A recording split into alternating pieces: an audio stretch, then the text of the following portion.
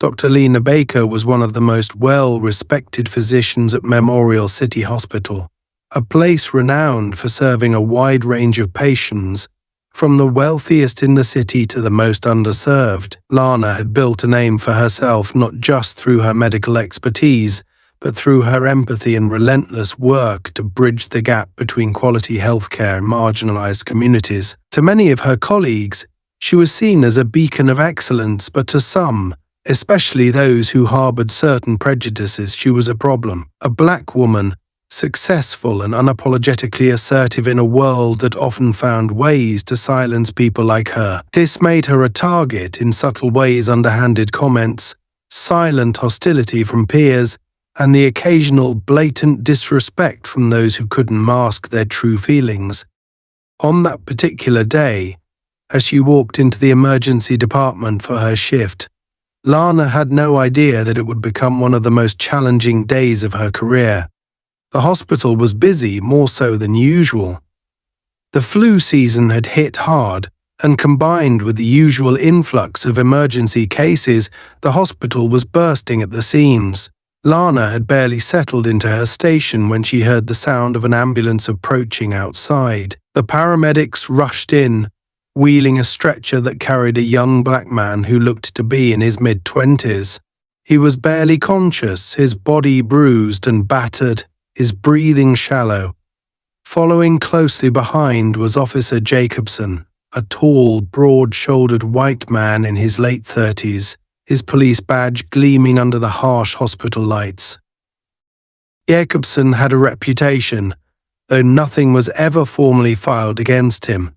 He was known among the hospital staff for his rude, often racially charged remarks when bringing in suspects who had been injured during arrests. But what made it worse was the way he carried himself with a smug arrogance, as if he knew he could get away with anything. Today was no different.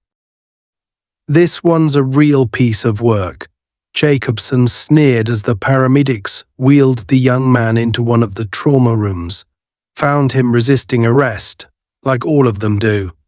Probably high on something too. His voice dripped with disdain, and it was clear that his words were meant to rile people up, to provoke a reaction. Alana felt her stomach turn as she heard the officer's words.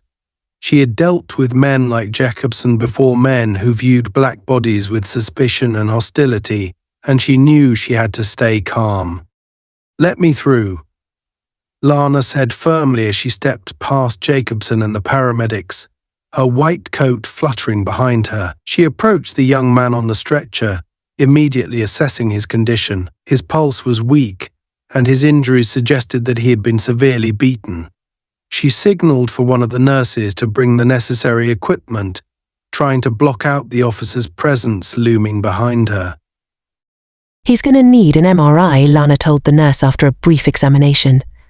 She glanced back at Jacobson, who was leaning against the wall with his arms crossed, an unsettling smirk on his face. "You should check for drugs while you're at it," Jacobson said, his voice carrying that same dismissive tone. "It wouldn't surprise me if he's got something in his system." Alana shot him a sharp look. "My job is to treat patients, not to make assumptions about them." Jacobson raised an eyebrow, clearly not used to being spoken to like that. "Just trying to help, Doc. You know, these guys, they're all the same, always looking for trouble." Alana could feel the anger boiling inside her. She had heard enough of this rhetoric in her life, from both inside and outside the hospital walls. She turned her attention back to the patient, carefully inspecting the bruises on his ribs and face. The injuries were consistent with blunt force trauma, and as she examined his swollen wrists, she realized they were raw and bloody from what seemed to be excessively tight handcuffs. This man hadn't just resisted arrest, he had been brutalized. She leaned down close to his face. "Can you hear me?" she asked softly. The young man's eyes fluttered open for a brief moment, his voice barely audible as he whispered, "Help me, the cop, he." His words trailed off as he slipped back into unconsciousness, but Lana had heard enough. The pieces were starting to come together, and it was becoming painfully clear that Officer Jacobson's story was far from the truth. Taking a deep breath, she straightened up and walked toward the door of the trauma room. As she passed Jacobson, she locked eyes with him, her voice cold and steady. "I need you to wait outside. This is a medical involcus as a meta place for your commentary." Jacobson's smirk faded slightly as he pushed himself off the wall, stepping closer to Lana, invading her personal space. He towered over her, his presence menacing. "You don't get to tell me what to do," he said, his voice low and threatening. "You think you're so high and mighty, don't you? Just because you're wearing that white coat. But let me tell you something, Doc, you don't know who you're dealing with." Lana's heart pounded in her chest, but she stood her ground. "I'm asking you to leave," she repeated firmly, not allowing herself to be intimidated. Jacobson stared at her for a long moment, his jaw clenched, before he finally stepped back with a sarcastic laugh. "Fine, I'll wait outside. But this isn't over, Doctor. Not by a long shot." As Jacobson turned and walked out of the room, Lana let out a slow breath. She hated confrontations like this, but she knew she couldn't let people like him intimidate her. She returned to her patient, focusing on the task at hand. But in the back of her mind, she couldn't shake the feeling that Jacobson's threat wasn't empty. She knew his type men who thrived on power and control, and who didn't take kindly to being challenged, especially by a black woman. The rest of the trauma team arrived, and Lana quickly relayed the situation. The patient was stabilized for now, but his injuries were severe, and he would need surgery soon. As she prepared to leave the trauma room, her thoughts drifted back to Jacobson. She had seen the look in his eyes, the barely contained rage. It was the look of a man who wouldn't let this go easily. She would have to be careful.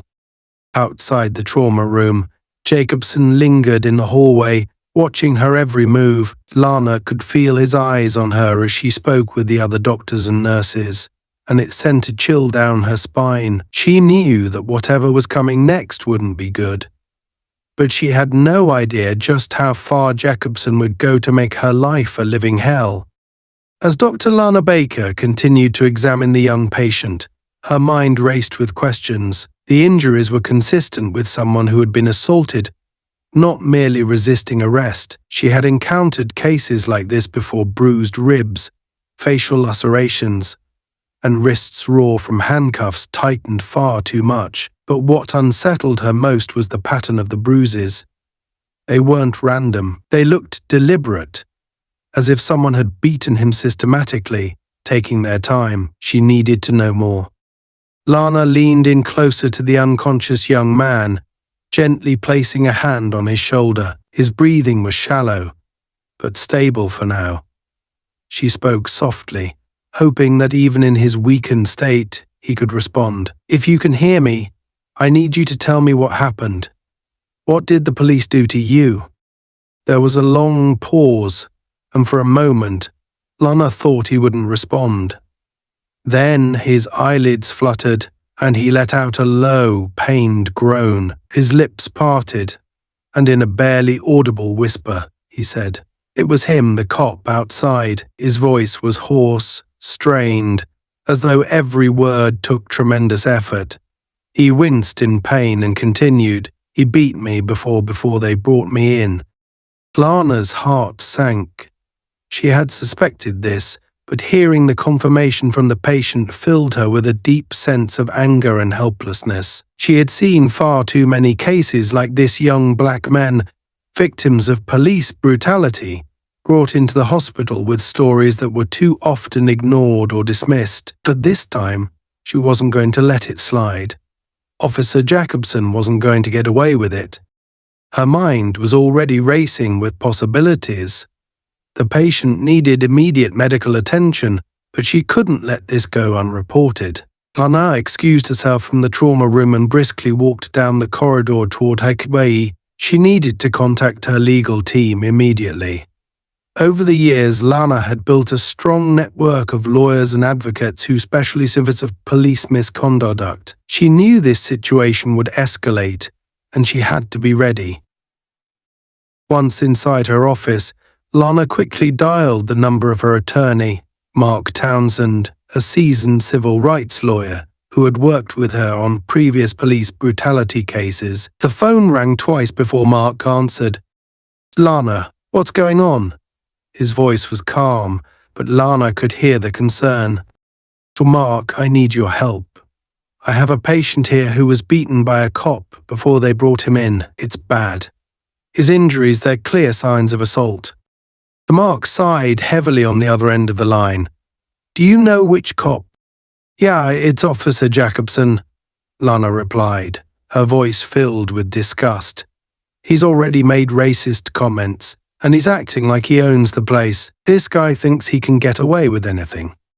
There was a brief pause before Mark responded. "Jacobson, that name's been coming up a lot lately. There's an investigation into his conduct, but nothing's stuck yet. He's smart, he covers his tracks well, but if we can gather evidence, we might have a case. Did you witness anything yourself?" Not directly, Lana admitted, pacing the room. But the patient told me himself that Jacobson was the one who beat him. "That's a start," Mark said, his tone thoughtful. "But you know how this works. It's his word against the cops, and they'll try to discredit him however they can. We're going to need something more concrete. You'll need to document everything, photos of the injuries, detailed medical reports, and if you can, keep an eye on Jacobson. If he slips up, we'll be ready." Lana's mind raced. She had dealt with difficult situations before, but this felt different. There was something about Jacobson's arrogance, the way he had spoken to her, that suggested this was more than just a case of a rogue cop. Yet he seemed to believe he was untouchable. Filing a report wouldn't be enough. She needed hard evidence. "I'll do what I can," Lana said, determination filling her voice. "But I've got a feeling this is going to get worse before it gets better." "Be careful," Mark warned. "Guys like Jacobson don't like being challenged, especially by someone like you. If he feels threatened, he might retaliate." Lana knew Mark was right. She had seen how men like Jacobson operated, using their power and influence to intimidate and silence anyone who stood in their way. But she wasn't going to back down. Not this time. After hanging up the phone, Lana sat at her desk, her mind racing with thoughts. She needed a plan. Gathering evidence wouldn't be easy, especially with Jacobson lurking around the hospital, but she had no other choice. She couldn't let this young man's story be swept under the rug like so many others. Taking a deep breath, Lana stood up and headed back toward the trauma room. On her way, she discreetly pulled out her phone and sent a quick message to one of the nurses, asking for help in documenting the patient's injuries. She needed to act fast before Jacobson realized what she was doing. When she returned to the trauma room, the patient was stable, but still unconscious. Nurse Sarah was already there, prepping the equipment Lana had requested. Sarah was one of the few staff members Lana trusted implicitly. She had seen firsthand how racial biases affected patient care, and she had always been willing to help Lana in difficult situations. "Let's get some photos of these injuries," Lana said quietly, nodding toward the patient. "We'll need them for the report."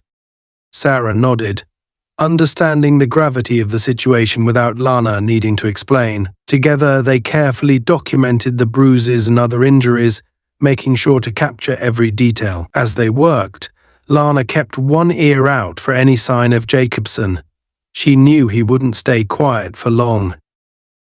Just as they finished, the door to the trauma room swung open, and Jacobson stepped inside, his face twisted into a sneer. "What are you doing in here, Doc?" he asked, his voice dripping with suspicion. Lana kept her expression neutral, refusing to let him see her discomfort. "I'm treating my patient, Officer Jacobson. she replied coolly. Is there a problem? Jacobson's eyes narrowed as he glanced at the camera in Sarah's hand. Taking pictures now, huh? What, you trying to build a case against me or something? Lana held his gaze, refusing to back down. I'm documenting my patient's injuries, as I do with all trauma cases. You should be more concerned about his condition than whatever conspiracy theories you're thinking up. Jacobson stepped closer, his face inches from Lana's. You think you're real clever, don't you? But let me tell you something, Doctor. You don't want to mess with me. You don't know what you're getting yourself into. Lana's heart raced, but she didn't flinch. I know exactly what I'm doing, she said calmly. Now, if you'll excuse me, I have a patient to attend to. Jacobson glared at her for a long moment, his face a mask of barely contained anger, before turning on his heel and storming out of the room. As soon as he was gone, Lana let out a breath she hadn't realized she was holding. She exchanged a look with Sarah, who looked equally shaken. That guy is dangerous, Sarah muttered under her breath. What are we going to do? Lana shook her head, her mind already spinning with possibilities. We gather everything we can, every detail, every piece of evidence, and we make sure he can't cover this up. Tensions were boiling over, and Lana could feel the shift in the air like a storm ready to break. The hospital staff carried on with their work, but the usual hum of activity was now blanketed by an unsettling quiet, a silence that echoed Jacobson's looming presence. His threats, both blatant and veiled, still hung heavy in the air. Lana knew men like him didn't let things go easily. His eyes had seared into her as he left the trauma room earlier, a dark promise of more to come. She couldn't ignore the gut feeling something bad was about to happen. Several hours had passed since Jacobson had stormed through the hospital, and the patient, Terence, was still unconscious but stable. Alana had done everything she could to ensure he was receiving the best care, but her focus had been fractured by the reality of her situation. She wasn't just fighting for Terence's life anymore, she was walking on a minefield of racial bias, power, and corruption. She had spoken to her legal team again, and while the photos of Terence's injuries were valuable, they needed more, something concrete to directly tie Jacobson to the violence. Her instinct screamed that Jacobson wasn't done. He was waiting for the perfect moment to strike back. Lana had just finished her rounds when the phone at the nurse's station rang. The nurse answered briefly, then rushed over to Lana, her face pale. Officer Jacobson is back. He's in the waiting area. Lana felt her stomach drop. She had known a confrontation was inevitable, but this was sooner than she had anticipated. The predatory look in Jacobson's eyes earlier hadn't been an empty threat, it had been a warning. And now he was here to finish what he had started. The nurse's worried expression mirrored Lana's own apprehension as she straightened her shoulders and steeled herself. She had to stay calm, no matter what Jacobson had planned. She walked toward the waiting area, each step heavy with dread. Jacobson was there, standing rigid in the center of the room, his arms crossed, his face a cold mask of intimidation. He was speaking to Tony, one of the hospital's security guards. Tony was a large, imposing figure, but even he looked uneasy in the face of Jacobson's quiet menace. The tension in the room was thick, as patients and staff cast nervous glances toward Jacobson, who seemed to thrive off the discomfort he was causing. As soon as Jacobson saw Lana approach, his mouth twisted into a mocking grin. He uncrossed his arms and took a deliberate step toward her. "Doctor," he said in a low, almost sickeningly calm voice, "we need to have a little talk." Lana kept her pace steady, her face neutral, though her heart pounded in her chest. "Officer Jacobson," she replied, her voice level. "As I told you before, this is a hospital, not a place for personal grievances. If you want to talk, you'll do it without causing a scene." Jacobson's grin faded, replaced by a cold stare. "Oh, don't worry, Doctor. I'm not here to cause a scene, but you've been very busy, haven't you? Talking to lawyers, taking pictures, sticking your nose where it doesn't belong. His voice was dripping with malice, his eyes sharp as razors. Lana felt a surge of anger, but she forced herself to stay calm. What happens to my patient is my concern, and I won't ignore the fact that you brutalized him. If you think you can intimidate me into letting this go, you're mistaken. The cold grin returned, but it had darkened, his eyes gleaming with dangerous intent. He took another step closer, lowering his voice so only Lana could hear. You think you're brave, don't you, standing up to me? But you have no idea who you're messing with. I could ruin you, Doctor. You'd be done. Ain. Lana's heart raced, but she didn't flinch. She held his gaze, her voice unwavering. You've ruined enough lives, Officer Jacobson, but not mine, not today. Jacobson's face darkened, and for a brief moment, Lana saw something flicker in his eyes, a violent impulse barely restrained. His hands twitched at his sides, as though he was considering grabbing her right then and there, but instead he took a step back, his expression hardening. You've made a mistake, Baker. A big one. I tried to give you an out, but you're pushing me. Before Lana could respond, Jacobson turned sharply to Tony, pointing an accusatory finger at the security guard. Move, he barked. I'm arresting her. Tony looked stunned. He glanced between Lana and Jacobson, clearly thrown off by the sudden escalation. Arresting her? For what? Tony's confusion mirrored everyone else in the room. Jacobson's face twisted in frustration, and he took a menacing step toward Tony, his stature towering over the guard. Are you questioning a police officer? She's interfering with an ongoing investigation. That's obstruction of justice. Now move before I arrest you too. Lana felt a cold wave of fear wash over her. She hadn't expected Jacobson to act this quickly, let alone in such a public way. She knew she couldn't let him do this without a fight. This is harassment, she said, her voice rising just enough to draw attention from the staff and patients nearby. You know you have no right to arrest me. Jacobson turned back to her, his face a mask of cruel satisfaction. You think you're untouchable because you're a doctor, because you've got lawyers on speed dial. You're no different from the rest. I'm the law, and you're about to learn what that means.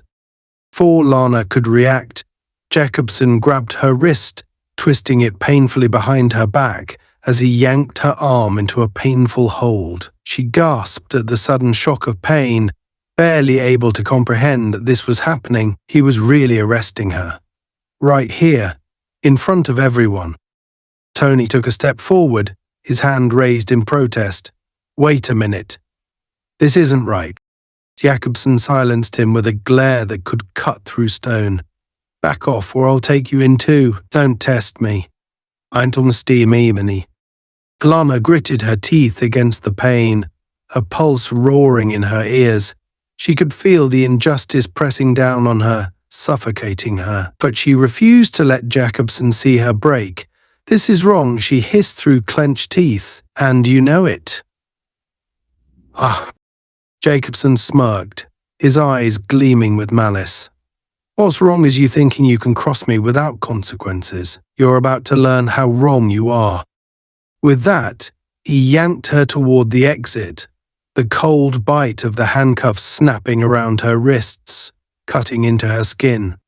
The hospital staff watched in shocked silence, the quiet broken only by the beeping of machines and the soft murmurs of patients.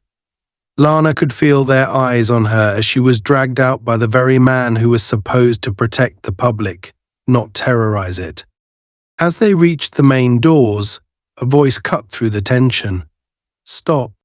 Lana twisted her head slightly, enough to see Dr. Elaine Reeves rushing down the hallway toward them, her face stricken with disbelief. Officer Jacobson, what the hell are you doing? Jacobson didn't even bother to turn around. Stay out of this, Doctor. It's police business. Elaine hesitated, torn between wanting to intervene and knowing that getting involved could escalate things further. "Lana hasn't done anything wrong," she protested, her voice shaky. "You can't just arrest her like this." Jacobson chuckled darkly, his grip on Lana tightening. "Watch me." Lana gritted her teeth as the handcuffs dug deeper into her wrists. Rage, not fear, boiled in her chest. He was doing this because he thought he could. Because he thought no one would stand up to him, but he was wrong. "You're making a big mistake," she said, her voice steady despite the turmoil inside her. "You're not going to get away with this." Jacobson sneered down at her. "We'll see about that." He shoved her into the back of his patrol car, the cold metal of the cuffs still biting into her skin. As the car door slammed shut, Lana's mind raced. She had to think of something, anything. Then she remembered the hidden camera, the one she had discreetly activated before Jacobson had confronted her. It had captured everything. Every threat. Every lie. As the car sped away from the hospital, Lana allowed herself a small, barely perceptible smile. Jacobson didn't know it yet, but his arrogance had just sealed his fate.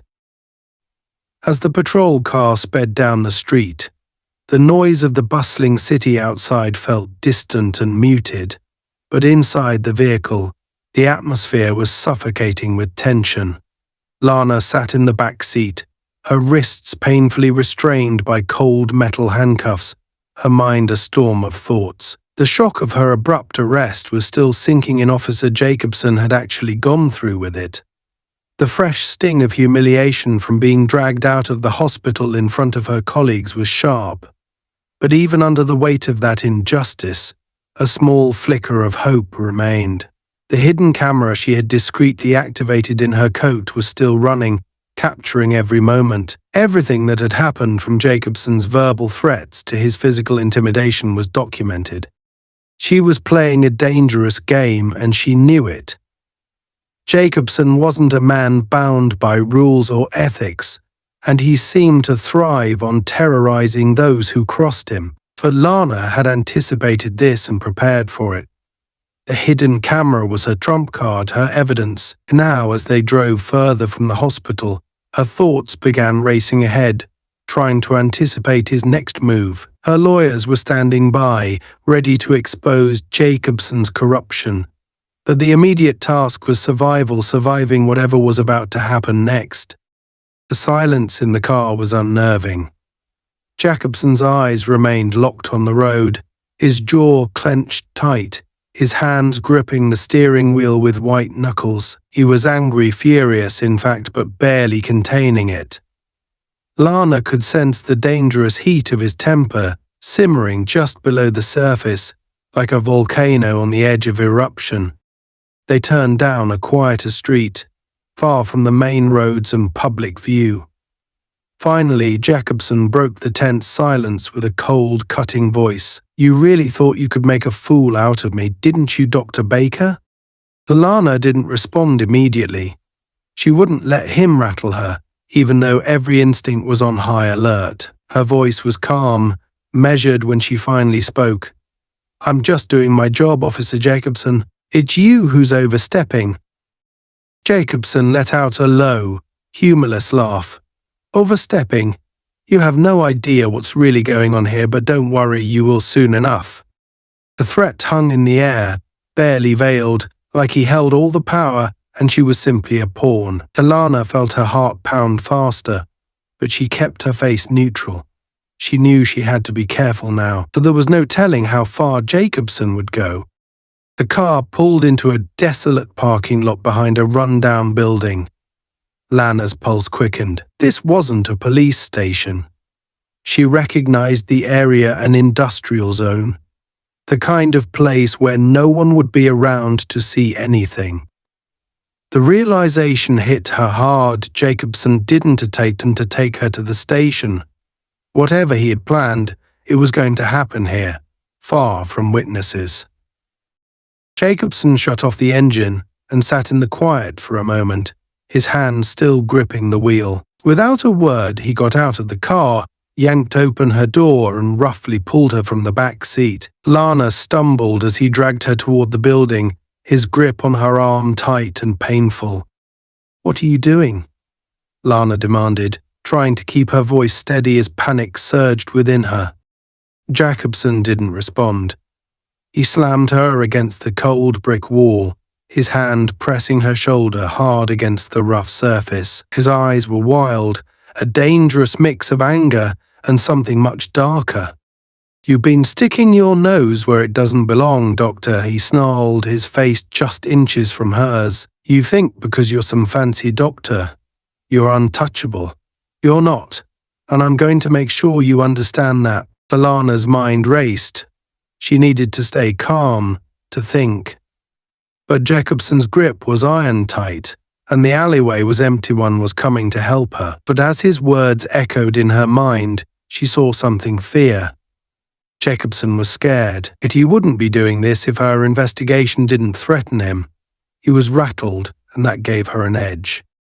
"I know what you've done," Lana said, her voice low but firm. "You think you can silence me, but it won't work. My lawyers already know where I am." "Ah!" Jacobson's eyes flashed with anger, and for a moment she thought he might hit her. But then he stepped back slightly, his expression darkening as his mind raced. "You think anyone's going to believe you?" he sneered. "You think anyone cares about a black doctor crying police brutality? They'll believe me. I'm the cop. I've got the power." Lana swallowed hard, but she kept her fear hidden, meeting his gaze with unwavering resolve. "You're wrong," she said, her voice steady despite the tension coursing through her. "The truth always comes out. And when it does, you're going to pay for everything you've done." Jacobson's smile twisted into something more sinister. "We'll see about that." He yanked her arm again, dragging her back to the car. Lana's mind raced, trying to figure out her next move. Then it hit her, the camera. The hidden footage. If she could just hold on a little longer, she'd have the proof she needed. Jacobson shoved her back into the patrol car, slamming the door behind her. As he walked back around to the driver's seat, Lana fumbled with the lapel of her coat, brushing her fingers against the tiny camera. She had to be cautious. If he discovered it, he would destroy it in an instant. The car started moving again, Jacobson driving in angry silence. Lana's heart raced as she considered her options. She didn't have much time. Whatever Jacobson was planning, it was about to reach its climax. Then her phone buzzed in her pocket, breaking the tension. Lana tensed, her mind spinning. Slowly, she slid the phone out of her pocket, keeping her movements subtle. It was a text from her lawyer. "We're ready. Where are you?" Lana's pulse quickened.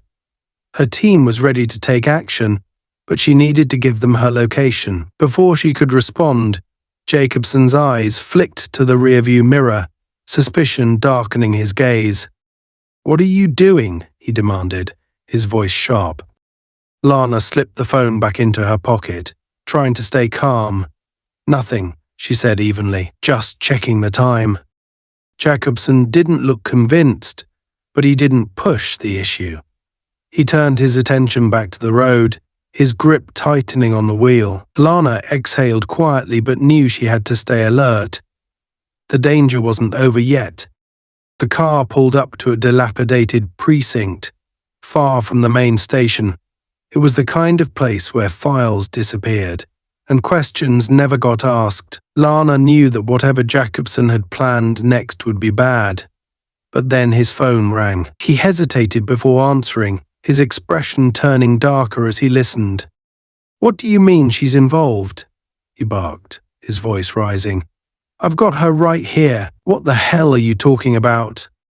Lana couldn't hear the other side of the conversation, but Jacobson's face turned pale, fear flickering in his eyes. His grip tightened on the phone as he listened, his expression becoming more strained.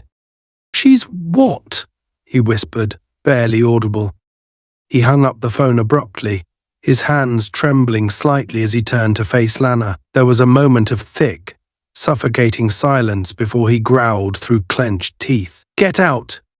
Lana blinked, unsure if she had heard him correctly. "What?" I said, "Get out." Jacobson snarled, unlocking the car door with a sharp click. "Now!" Lana didn't need to be told twice. She stumbled out of the car, her heart racing as she stood on the sidewalk, watching Jacobson's patrol car speed off into the distance. Whatever had just happened had shaken him to his core. Something had changed, and it was big. Relief flooded her, but Lana knew one thing for sure: she wasn't out of danger yet. Lana stood in the dim alley, her heart pounding as she watched Jacobson's patrol car fade into the night. The stillness that followed was deafening, broken only by her shallow breaths and the distant murmur of the city. She had barely escaped what could have been a life-altering, if not life-ending, ordeal. But the relief that washed over her was fleeting, quickly replaced by dread.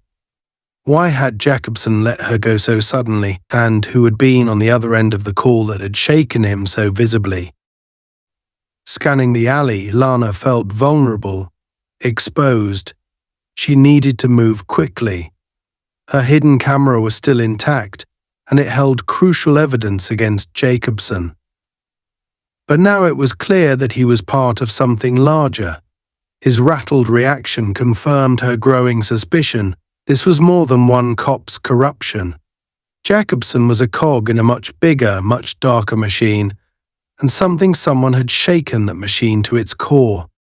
Tugging her coat tighter around herself, Lana hurried down the street, her thoughts racing. She needed to call Mark, her lawyer, and update him. Her phone buzzed lightly in her pocket, but she hesitated before retrieving it. What if Jacobson wasn't acting alone? What if there were eyes on her right now? The paranoia gnawed at her, but she pushed it aside. She had no choice but to press forward. Dialing Mark's number, she pressed the phone to her ear with trembling fingers. After a few tense rings, he answered. "Lana, where the hell are you? We've been trying to reach you for hours." His voice cut through the chaos in her mind, filled with concern. "I'm fine for now," she replied, her voice steady despite the adrenaline coursing through her. "But something happened. Jacobson arrested me, then just let me go. Someone called him, and it shook him up bad. I don't know who it was, but whatever they said terrified him." There was a long pause on the other end before Mark spoke again. "He let you go? Just like that? That's not like him. This doesn't add up." "I know," Lana said, glancing around as the paranoia flared up again. "There's more to this, Mark. I'm sure of it. It's not just Jacobson. He's involved in something bigger, and I don't think he's the only one." Mark's voice dropped, growing more serious. "Lana, if there's a conspiracy, we're walking on dangerous ground.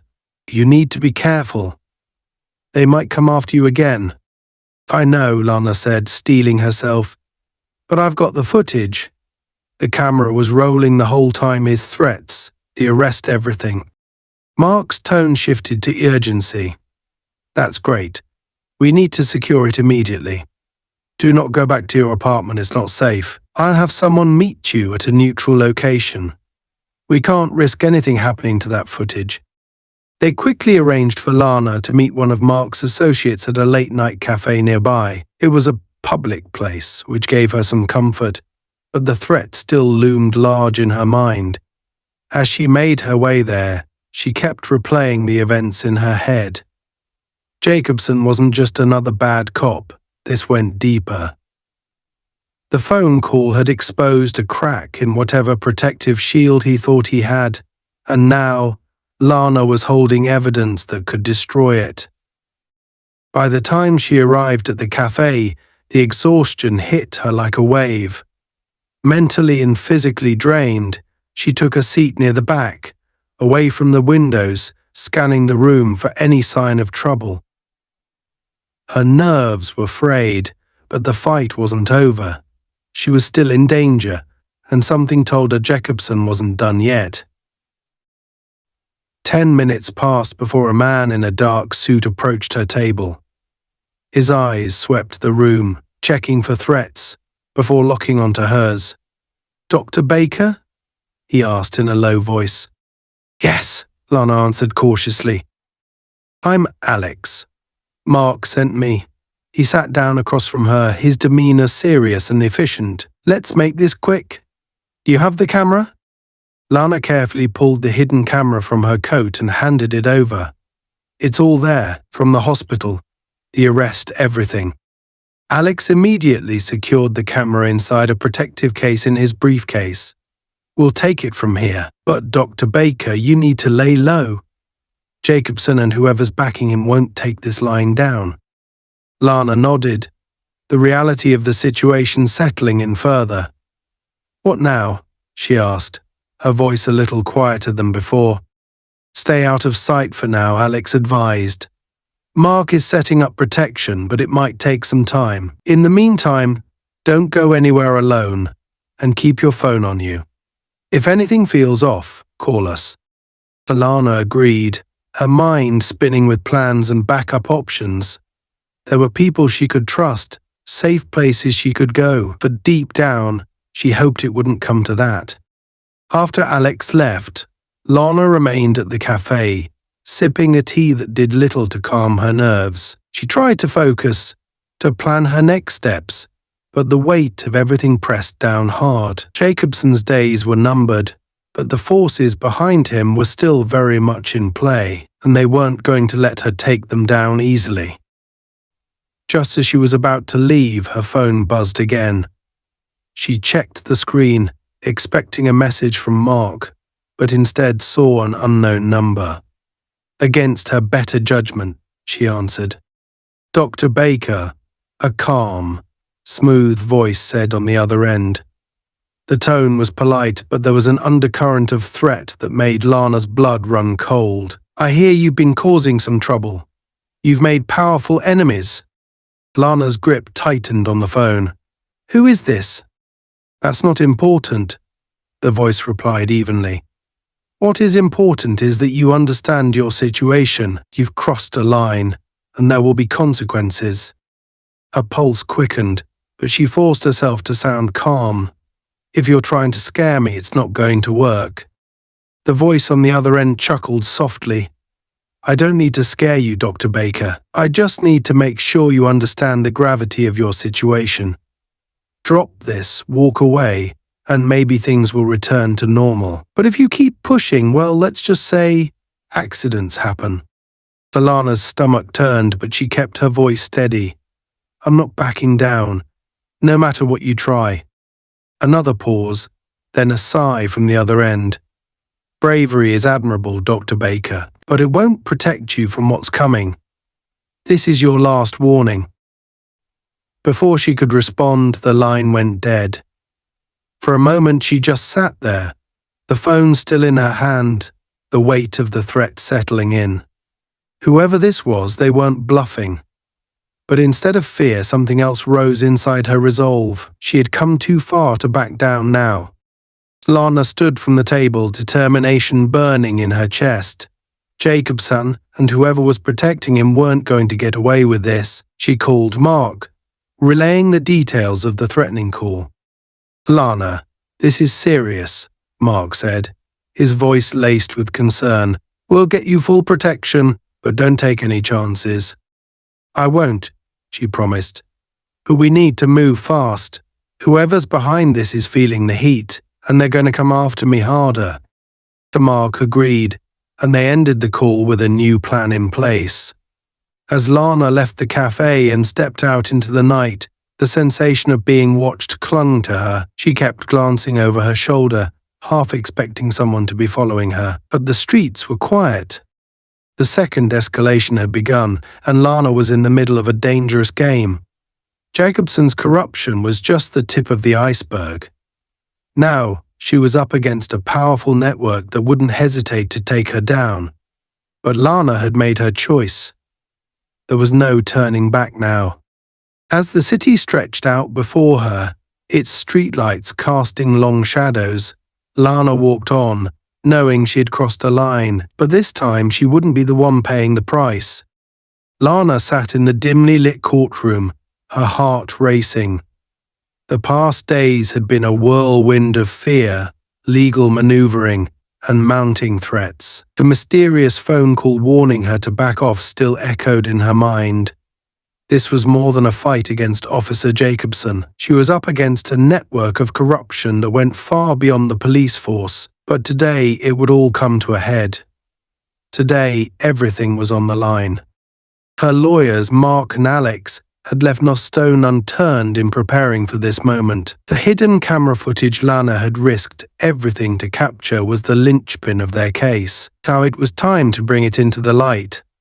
Across the room, Jacobson sat flanked by his legal team. His face was a stone mask, but the hatred and fear simmering beneath the surface was unmistakable. He hadn't looked at Lana once, but she could feel the weight of his resentment. The walls were closing in on him, and he knew it. The judge entered, calling the court to order. The tension was electric.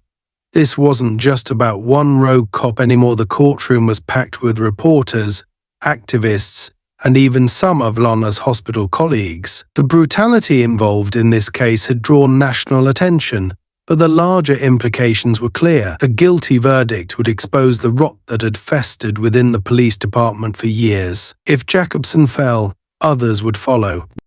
The prosecution began, laying out the damning evidence they had painstakingly gathered: photos of the patient's injuries, medical reports, and then the hidden camera footage that could tear everything wide open. As the video played on the large screen, the room was plunged into a tense silence. The footage was brutal. Jacobson's face was full of contempt as he hurled racist, threatening comments at Lana. "You think you can mess with me? You don't know who you're dealing with." His voice echoed through the courtroom, a chilling reminder of the abuse of power that had taken place. But the footage wasn't done yet. It captured the pivotal moment, the phone call that had rattled Jacobson. His arrogance vanished as he listened to the caller. Fear crept into his eyes. "She's what? You're serious?" His voice had trembled, betraying his shock. This wasn't a man in control anymore. This was a man who knew he was in deep trouble. That phone call had changed everything. And now, the entire courtroom knew it. The video ended, leaving a heavy silence. The jury's expressions had shifted. Some were visibly disturbed, leaning forward in their seats.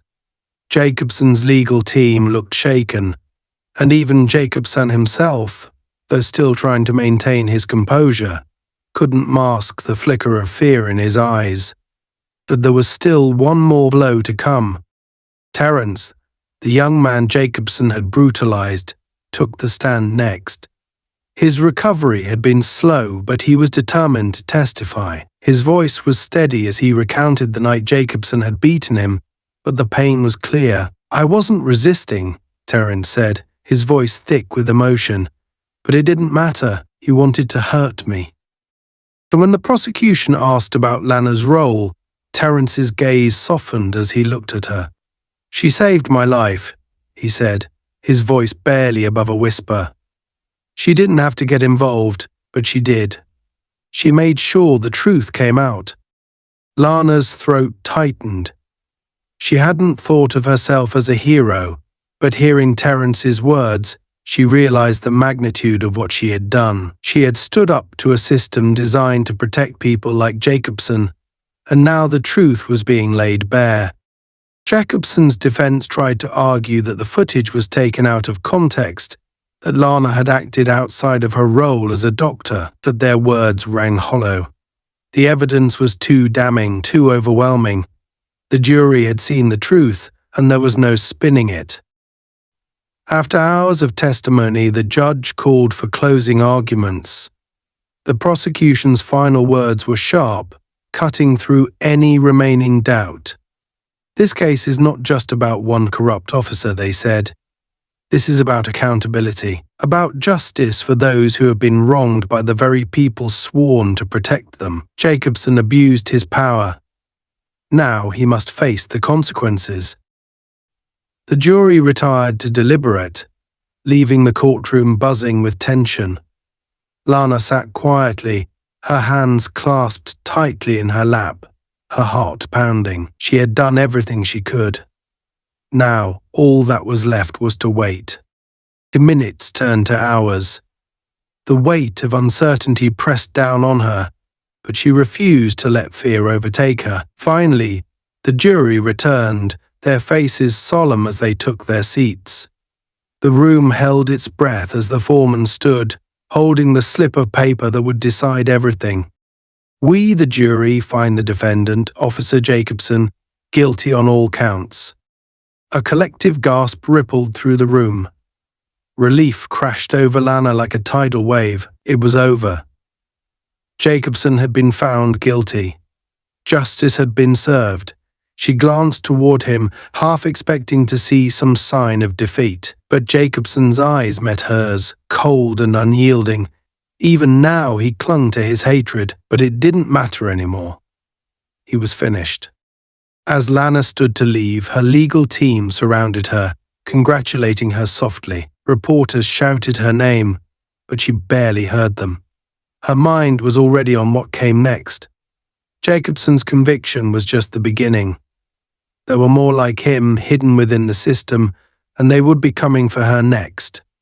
But for the first time in what felt like forever, she felt hope.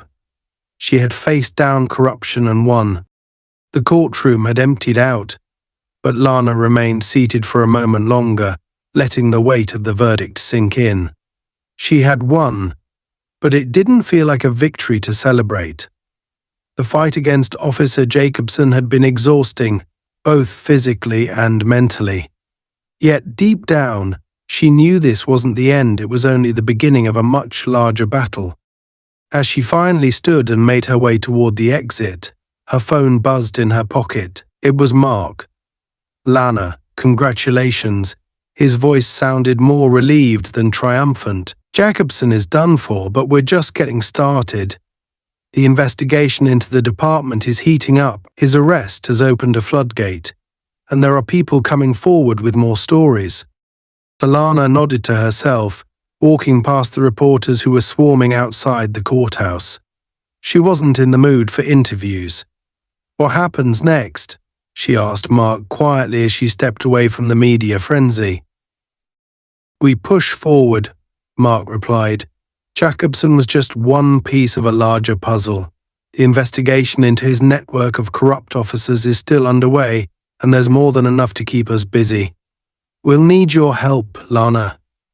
The evidence you gathered was key, and there are more people out there who need someone like you to step up." Lana sighed softly, looking up at the sky as she processed everything. Her life had been turned upside down in just a matter of days.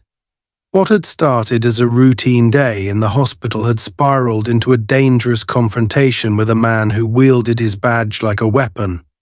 But despite the trauma, she had no regrets. If anything, this ordeal had strengthened her resolve. "I'll help in any way I can," Lana said, determination in her voice. "We can't let them get away with this." After ending the call, Lana began the walk back to her apartment, her mind still buzzing with everything that had happened. The streets were quieter now, the hum of the city at night offering a strange sense of calm. She replayed the events in her mind, the arrest, the threats, the courtroom testimony, and felt a renewed sense of purpose. There were more like Jacobson out there, hiding behind their uniforms, protected by the same system they were corrupting. But now, she had the tools, the evidence, and the backing to continue the fight. A few days later, Lana returned to the hospital.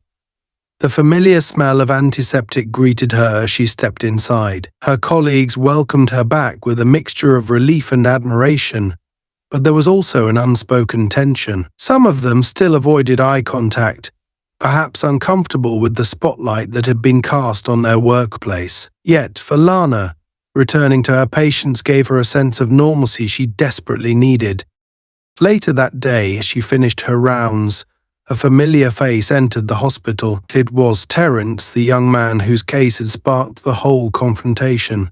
He was walking with a bit more strength now, though the bruises still lingered. He gave her a small smile as he approached. "Hey, Doc," he said softly. "I wanted to thank you. I don't think I'd be standing here today if it wasn't for you." Lana smiled warmly, feeling a deep sense of gratitude toward him as well. "I just did what anyone in my position would have done. But I'm glad to see you're recovering. How are you feeling?" Terence shrugged, looking a bit sheepish. "Getting there. It's been tough, but I'm grateful. I heard about the trial. It's crazy to think it all started because of what happened that night." Lana nodded, her expression turning serious. "What happened to you that night shouldn't have happened to anyone, and it's going to take a lot of work to make sure it doesn't happen again." Terence glanced down, his face thoughtful. "Do you think it'll really change anything? I mean, one cop goes down, but there are so many more out there." Lana understood his doubt. Change was slow, and it often felt like an uphill battle, but she had to believe that every step mattered. "It's not just about one cop," she said firmly. "It's about showing people that the system can be held accountable. It's about giving a voice to the ones who've been silenced. And it's about making sure that people like you, people who deserve justice, get it." Terence smiled faintly, nodding. "Well, if anyone can make that happen, I believe it's you." As they spoke, Lana realized that this wasn't just a personal victory for her. It was a victory for every person who had been brutalized, silenced, or oppressed by the system. It was for those who had lost hope in ever seeing justice. And while the road ahead was long and filled with uncertainty, she knew she wasn't walking it alone. Over the next few weeks, the fallout from Jacobson's arrest continued to ripple through the city. More officers were placed under investigation, and new stories of misconduct surfaced. The police department faced public scrutiny like never before, and reforms that had once seemed impossible were now being discussed in City Hall. For Lana, the fight was far from over. But as she continued her work at the hospital, balancing her role as a doctor with her newfound responsibility as an advocate, she felt a sense of purpose she hadn't felt before. She had taken on a system designed to protect the powerful, and she had won. And though she knew there were more battles ahead, she was ready for them. As she looked around the hospital, at the patients and staff who relied on her, Lana knew that the fight for justice wasn't just about taking down bad cops. It was about healing a system that had been broken for far too long. And with every step forward, she would continue to fight not just for herself, but for everyone who had been denied their dignity and their rights. The battle was ongoing, but for the first time in a long time, Lana felt hopeful. She had taken the first step, and there was no turning back.